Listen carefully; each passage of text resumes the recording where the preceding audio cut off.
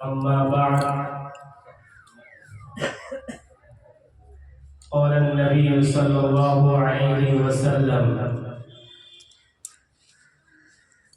من كانت له أنثى أو كما قال عليه الصلاة والتسليم. یہاں تشریف فرما قابل صد احترام علماء کرام اور معزز مہمانان اعظام اور پردہ نشین خواتین، بالخصوص عزیز طالبات، سب سے پہلے میں اپنے دل کی گہرائی سے ان معصوم بچیوں کو مبارکبادی کا گلدستہ پیش کرتا ہوں اور ان کے اساتذہ کو اور اس ادارے کے ذمہ دار محتمین حضرت مولانا صحیح الدین صاحب مفتاحی متزل العالی اور مفتی صابر صاحب دامت برکاتہ العالیہ اور تمام اساتذہ و ذمہ دار کو دل سے دعائیں دیتے ہیں کہ اللہ آپ حضرات کی زندگی میں، علم میں، ہر چیز میں خوب خیر و برکت کا نزول فرمائے. یقیناً ان بچیوں کا پروگرام سن کے جو اندر سے خوشی محسوس ہو رہی ہے اسے میں لفظوں میں بیان نہیں کر سکتا. بالخصوص ایسے دور میں جب ہماری مسلم بچیاں رقص و سرور کی زینت بن رہی ہے، ایسے ماحول میں جب ہماری بچیاں اسٹیجوں پہ چڑھ کر کے گانوں کی آواز میں ٹھمکے لگا رہی ہیں، بالخصوص ایسے معاشرے میں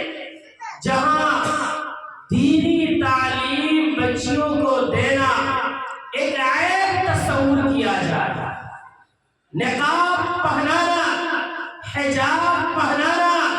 اس کے سروں پہ دوپٹہ کا خوبصورت پھول سجانا یہ ترقی کی رکاوٹ تصور کیا جا رہا ہے. ایسے پرفتن دور میں، ایسے پرآشوب دور میں اگر یہ دینی ادارے یہ حضرات چلا رہے ہیں اور آپ جیسے مقدس متبرک پیرنٹس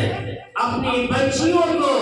عصر حاضر کے طوفان میں جھونکنے کے بجائے اس سے مقابلہ کرنے کی صلاحیت پیدا کرنے کے لیے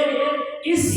خوبصورت دینی ادارے میں ڈال رہے ہیں، یقیناً آپ تمام قابل مبارکباد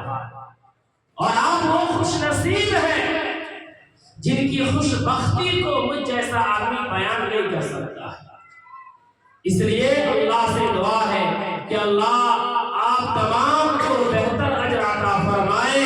ان بچیوں کو، اساتذہ کو، ادارے کو، محتمین کو اور ان گارجین کو جو اپنے بچیوں کو دینی تعلیم پڑھا رہے ہیں، دین دنی رات چوگنی ترقی عطا فرمائے. مختصر مجھے آپ سے عرض کرنی ہے، اللہ ہم انسانوں کو بے شمار نعمتوں سے نوازا ہے، اتنی اور اس قدر نعمتیں عطا کی ہے کہ ہم اور آپ سے شمار کرنا چاہیں تو لا تعد ولا تحصى شمار نہیں کر سکتے. ان نعمتوں میں سے عظیم نعمت یہ اولاد کی نعمت ہے، بیٹے اور بیٹیوں کی نعمت ہے، اور یہ نعمت یقیناً اللہ کا تحفہ ہے، انعام ہے، لیکن یہ نعمت بن کر اسی وقت تک باقی رہیں گی جب ہم انہیں صحیح تعلیم، صحیح تربیت، صحیح پرورش کریں گے. اور اگر ہم ایسا نہیں کریں گے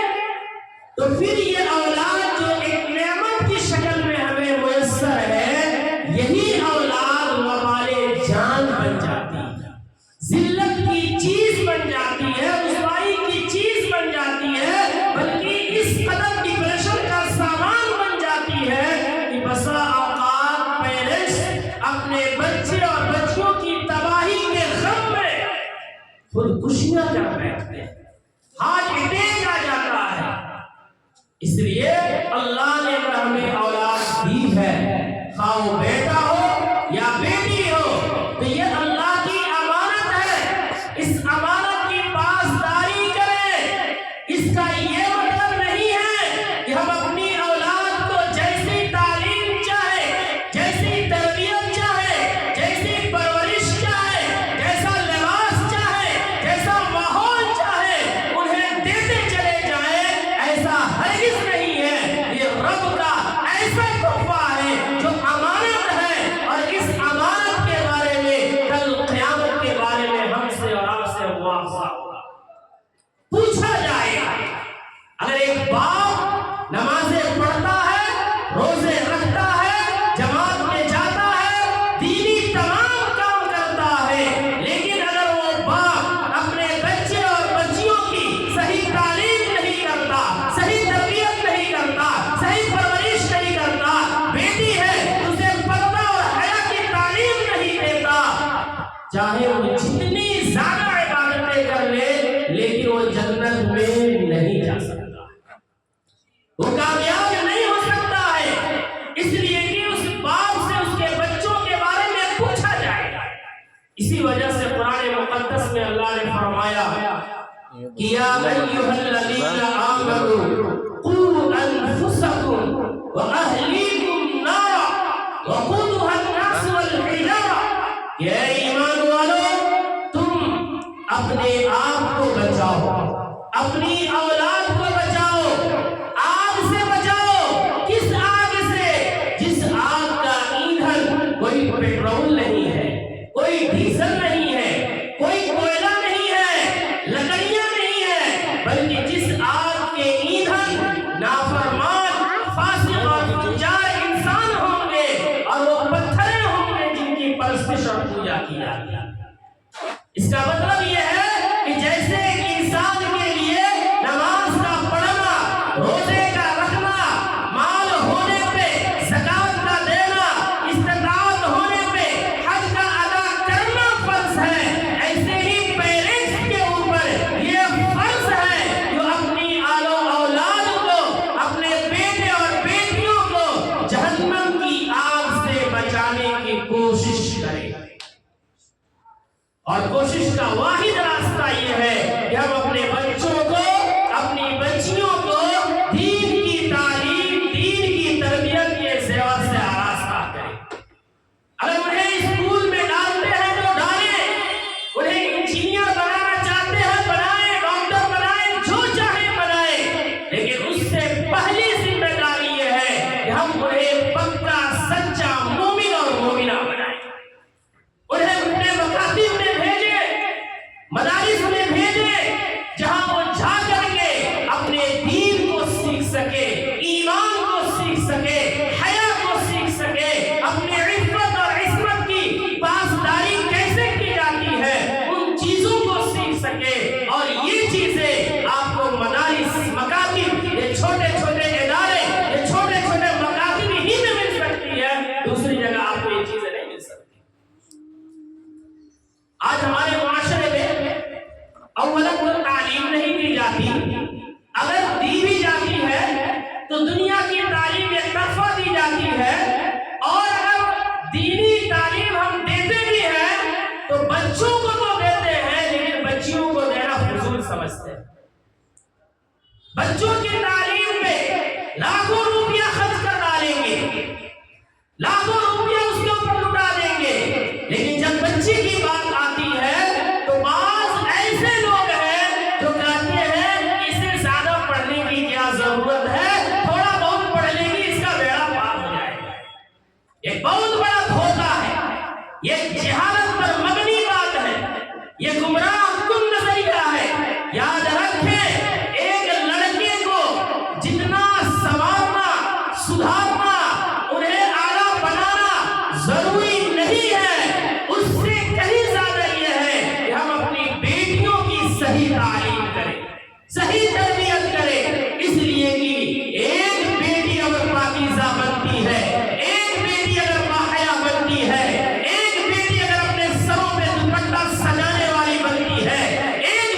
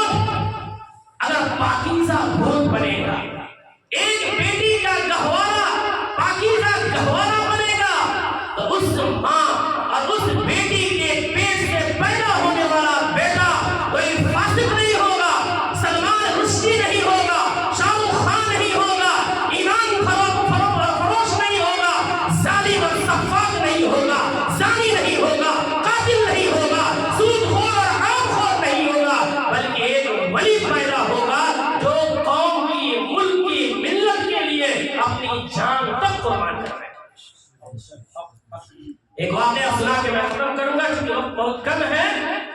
ایک ماں جب سنورتی ہے،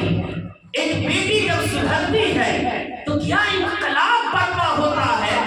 آج ہمارے مسلم معاشرے میں سب سے بڑا باطل کا جو چیلنج ہے وہ ہماری بیٹیوں کے ارتداد کا مسئلہ ہے. جوک در جوک، قطار در قطار ہماری بیٹیاں مرتد ہو رہی ہیں. حاجی صاحب کی بیٹی مرتد ہو رہی ہے، مولانا صاحب کی بیٹی مرتد ہو رہی ہے، جماعت کے چلہ لگانے والے کی بیٹی مرتد ہو رہی ہے. کیوں نہ مرتد ہو؟ جب تم نے آگ اور پیٹرول کو اکٹھا کیا ہے تو آگ لگے گی. جب تم نے دین کی تعلیم چھوڑ کر دنیا کی آفتوں میں جھونکا ہے، مخلوق کے سامنے تعلیم کے عذاب میں مبتلا کیا ہے، اس عذاب میں وہ چلے گی اور پورا خاندان چلے گا جیسا کہ چل رہا ہے. ہم آسان بات سمجھ رہے، بیٹی ہماری، خون ہمارا، نسلیں ہماری، جو اسلام کی شہزادی بننی چاہیے تھی، جسے اما عائشہ کا روحانی بیٹی بننی چاہیے تھی، جسے فاطمہ کا وارثہ بننا چاہیے تھا، آج ہماری نامناسب تعلیم اور تربیت کی وجہ سے غیروں کے ٹیشو پیپر بنتے نظر آ رہے ہیں. خبریں سن کے آنکھیں پھٹ جاتی ہیں، کلیجہ باہر نکل جاتا ہے. پھر بھی ہم ان مدارس کو برا بھلا کہتے ہیں جو چھوٹے چھوٹے جگہوں پہ دین کے ادارے کھول کر ہماری بچیوں کی ایمان بچانے کا کام کر رہے ہیں، نسلیں بچانے کا کام کر رہے ہیں. ان کے قدموں میں گرنے کے بجائے، ان کا تعاون کرنے کے بجائے، ان کا سپورٹ کرنے کے بجائے، ان کا احسان ماننے کے بجائے ان کی کمیاں تلاش کرتے ہیں اور پھر وغیرہ بچاتے ہیں. ہماری آنکھیں پھٹ جاتی ہیں جب اسکول کے اسٹیج پہ ہماری بچیاں گانوں پہ ناچ رہی ہوتی ہے، رقص و سرور کی زینت بن رہی ہوتی ہے. اس وقت ہماری آنکھوں پہ پردہ پڑ جاتا ہے، عقلوں پہ پردہ پڑ جاتا ہے، ہم جا کے فخر کرتے ہیں. لیکن یہاں جب آتے ہیں اور جب ان اداروں کی طرف نظر ڈالتے ہیں تو تھوڑی سی کمی کیا پاتے ہیں کہ ہم اس ادارے کے ذمہ دار کو معاشرے میں ذلیل کرنے کے لیے تمام کوششیں کرتے ہیں. میرے دوستوں اور بزرگوں، اداروں کو غنیمت سمجھے. میں یہ بتا رہا تھا، ایک واقعہ میں آپ کو سنا کے ختم کرتا ہوں. ایک بیٹی سنورتی ہے تو کتنا بڑا انقلاب برپا ہوتا ہے. ایک مشہور محدث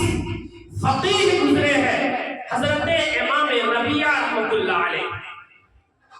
امام ربیعہ رحمۃ اللہ علیہ جب اپنی ماں کی پیٹ میں تھے، مادر شکم میں تھے، تو ان کے باپ ابو عبد الرحمن فروخ رحمۃ اللہ علیہ خلیفہ وقت کے حکم کی وجہ سے جہاد میں نکل گئے. غور سے سنیں میری مائیں اور بہنیں اور میری عزیز طالبات، میری بات کو سنیں اور اپنے مقام اور مرتبہ کو پہچانیں اور اپنے آپ کو عملی کردار سے ایسا مزین کریں